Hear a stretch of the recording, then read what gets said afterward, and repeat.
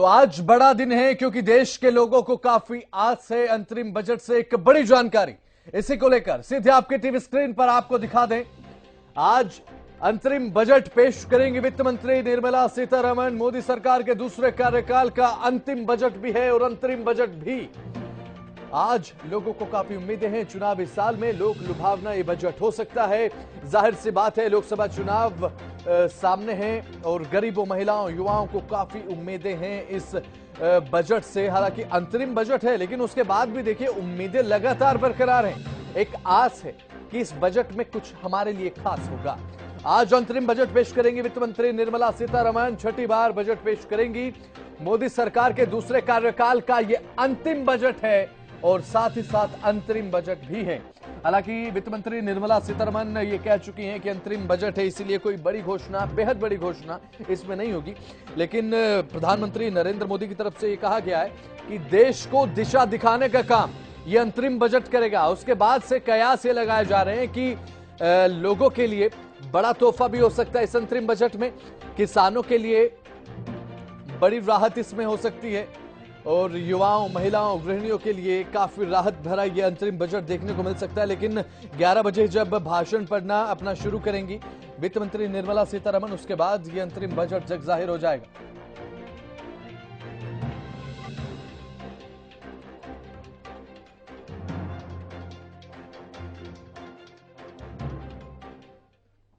तो चलिए इसी के साथ एक और बड़ी जानकारी दर्शकों को बता दें। आपके टीवी स्क्रीन पर एक बड़ी खबर हम आपको दिखा रहे हैं। वित्त मंत्रालय पहुंचे, वित्त मंत्री निर्मला सीतारमण वित्त मंत्रालय पहुंच चुकी हैं और थोड़ी देर में राष्ट्रपति भवन भी जाएंगी।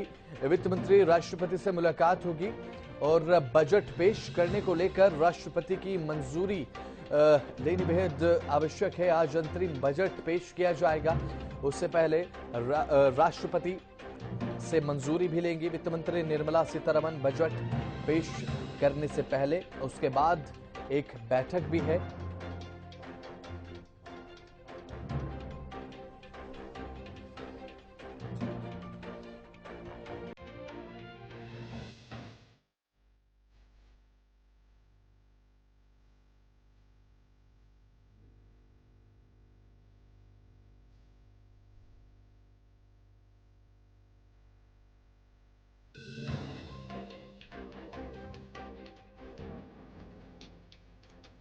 तो आज बजट पेश किया जाएगा। अंतरिम बजट है, काफी खास बजट है, ऐसे में चर्चा लाजमी हो जाती है।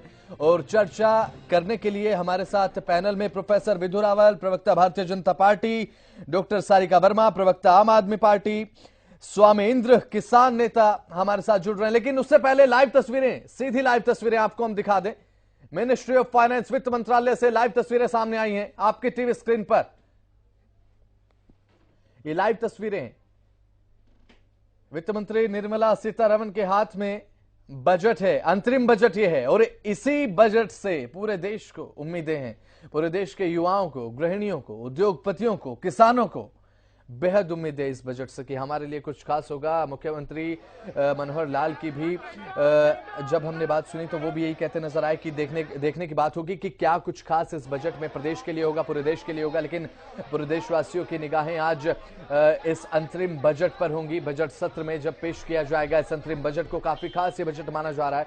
प्रधानमंत्री नरेंद्र मोदी कह चुके हैं कि देश को दिशा दिखाएगा यह अंतरिम बजट। उसके बाद से लगातार जो उम्मीदें हैं वो बरकरार है। जो आस है कि इस बजट में हमारे लिए क्या खास होगा, वो लगातार देखने को मिल रहा है।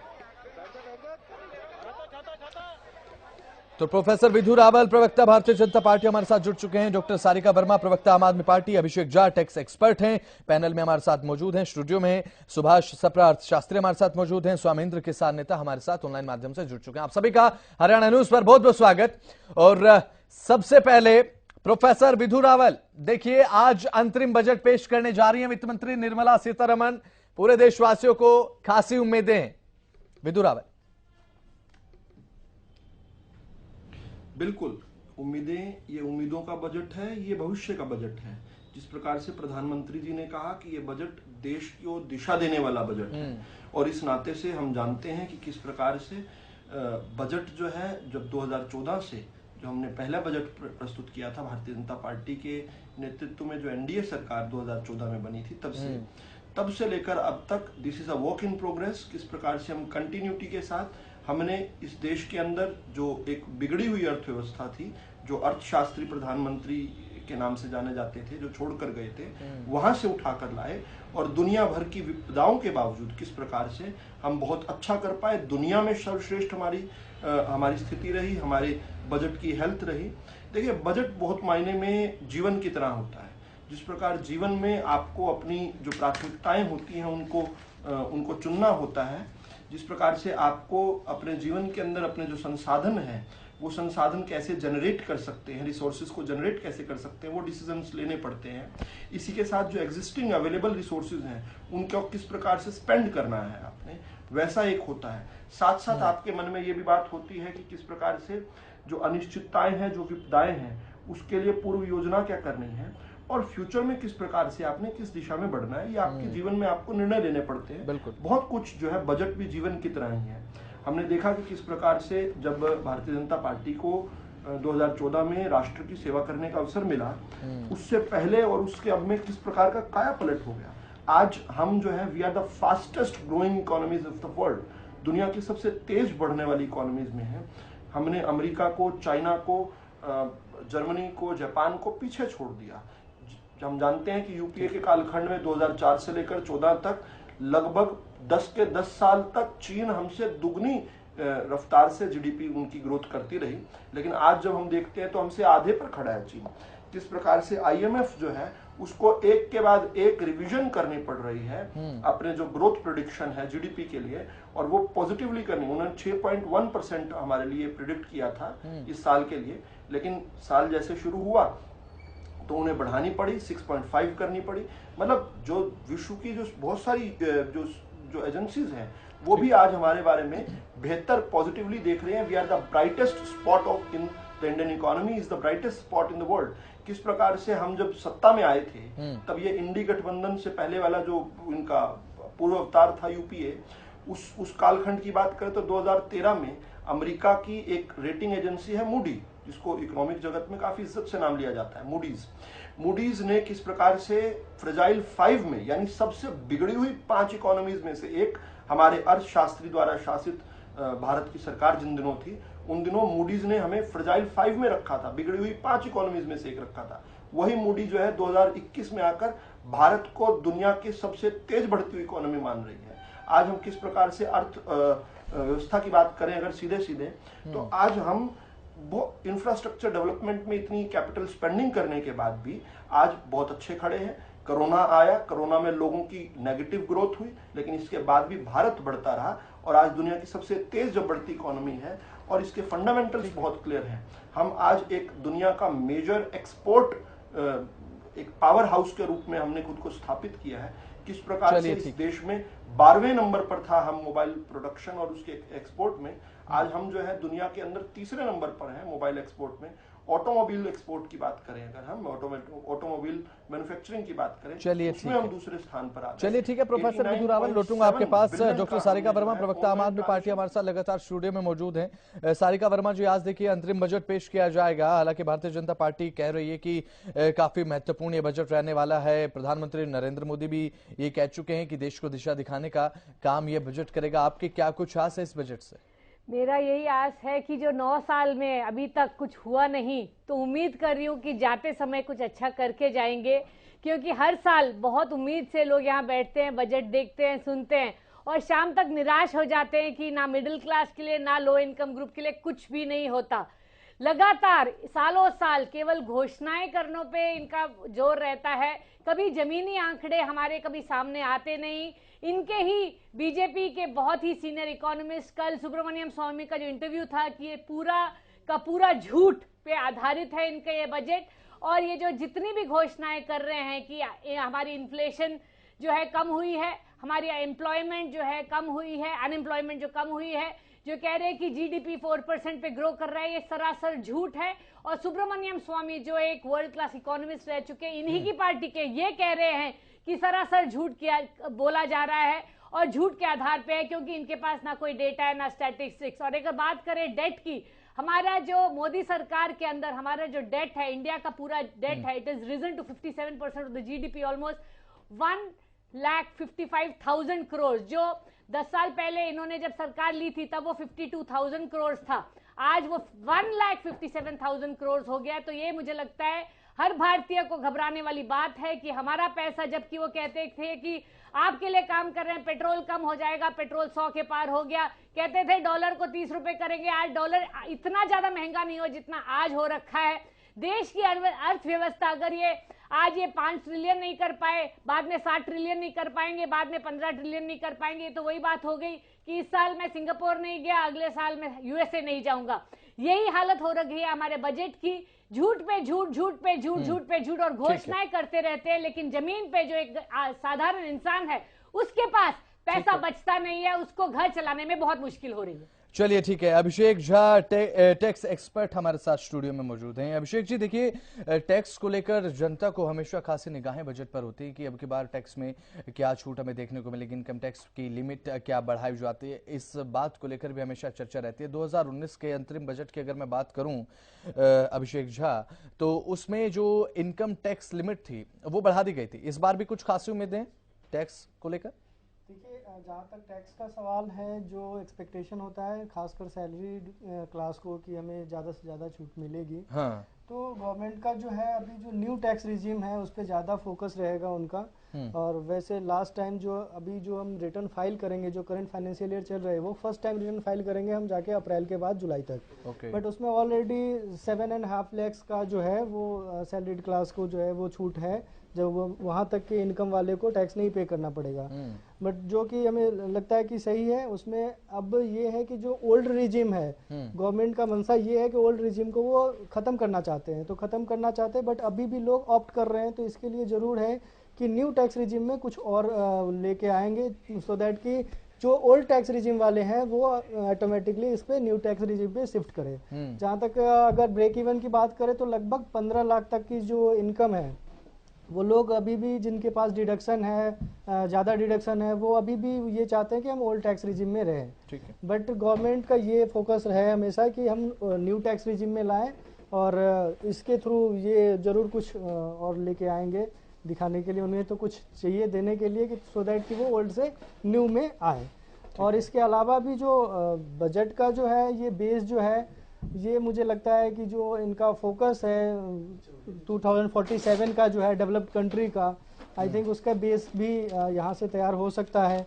दूसरा जो 5 ट्रिलियन इकोनॉमी की बात कर रहे हैं उसके भी बेस दिखेगा। तो मुझे नहीं लगता है कि ज़्यादातर, जैसे कि अभी इलेक्शन, प्री इलेक्शन जो है आपका ये बजट है, तो कह सकते हैं कि बहुत कुछ ये देखने को नहीं मिलेगा अभी कि हाँ अचानक मिल रहा है, ये मिल रहा है। बट एक बेस जो है वो तैयार करने की कोशिश की जाएगी, जहाँ तक मुझे अंदाजा है। अभिषेक, न्यू टैक्स रिजीम को लेकर संशय क्या है? न्यू टैक्स रिजीम को लेकर संशय नहीं है, इनका फोकस है न्यू टैक्स रिजीम में लाने के लिए।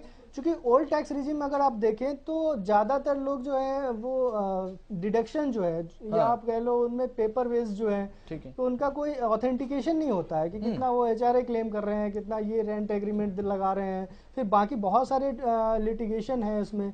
तो ये इन सब को लेके ये चाह रहे हैं कि सारे के सारे न्यू टैक्स रिजीम में आए, जो कि न्यू टैक्स रिजीम में, इसीलिए वो ज़्यादा बेनिफिट देने की कोशिश कर रहे हैं कि वो जो एम्बिग्यूटी है पीछे की, जो जितने सारे लिटिगेशन मैटर है या कोई फेक क्लेम कर रहा है, तो वो उन सब से बचा जाए। इसलिए वो न्यू टैक्स रिजिम में ज्यादा जोर दे रहे हैं और न्यू टैक्स रिजिम में लाने की कोशिश कर रहे हैं। चलिए ठीक है, अभिषेक झा लुटूंगा आपके पास। सुभाष सप्रा जी अर्थशास्त्री हमारे साथ पैनल में मौजूद हैं, स्टूडियो में हमारे साथ मौजूद हैं, काफी अनुभवी भी हैं। सुभाष सप्रा जी, देखिए आज जो अंतरिम बजट पेश होने जा रहा है, अंतरिम बजट से हालांकि कुछ ज्यादा उम्मीदें नहीं होती हैं जनता को, लेकिन उसके बाद भी जो उम्मीदें हैं, जब प्रधानमंत्री नरेंद्र मोदी ने कहा कि देश को दिशा दिखाएगा अंतरिम बजट, उसके बाद उम्मीदें कई ज्यादा बढ़ चुकी हैं। आपके नजरिए से आप किस तरीके से इस अंतरिम बजट को देखते हैं सर? ये मोदी सरकार का ये वैसे वो 10 बजट अपने फुल पेश कर चुकी है। हाँ। और ये दूसरा अंतरिम बजट भी है।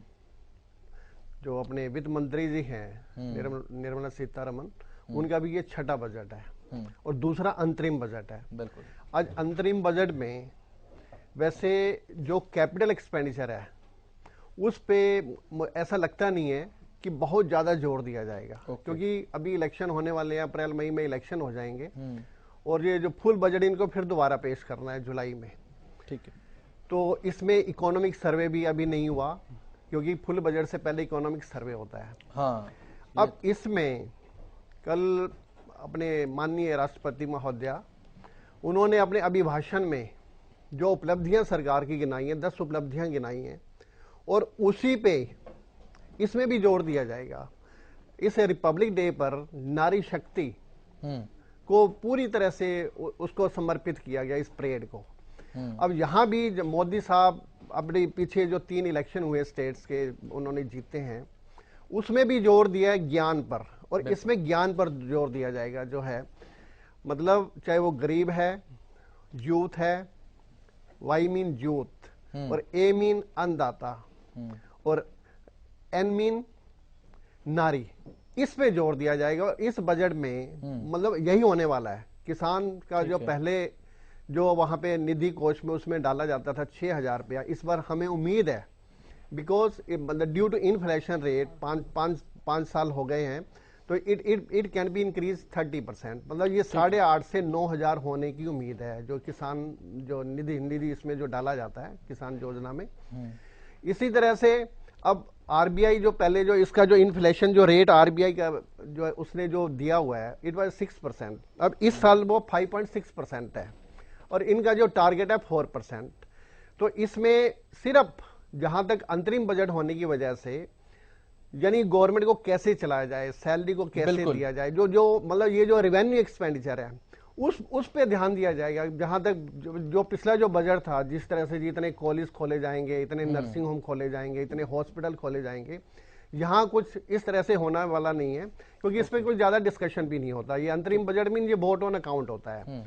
तो हमें फिर भी इलेक्शन ईयर है, मोदी सरकार बिल्कुल चाहेगी लोक लुभावने जो नारे हैं, मतलब किसी भी तरह से, मतलब किस तरह से वोट भी लिए जाएं, इलेक्शन ईयर है, फिर भी जनता को उम्मीदें हैं, चाहे वो सैलरीड क्लास है, अभी हमारे साथी कह रहे थे, और जो ओल्ड रिजीम उसमें जो है ना आपको डिडक्शन मिल जाती थी 80C में, आप इन्वेस्टमेंट करते थे।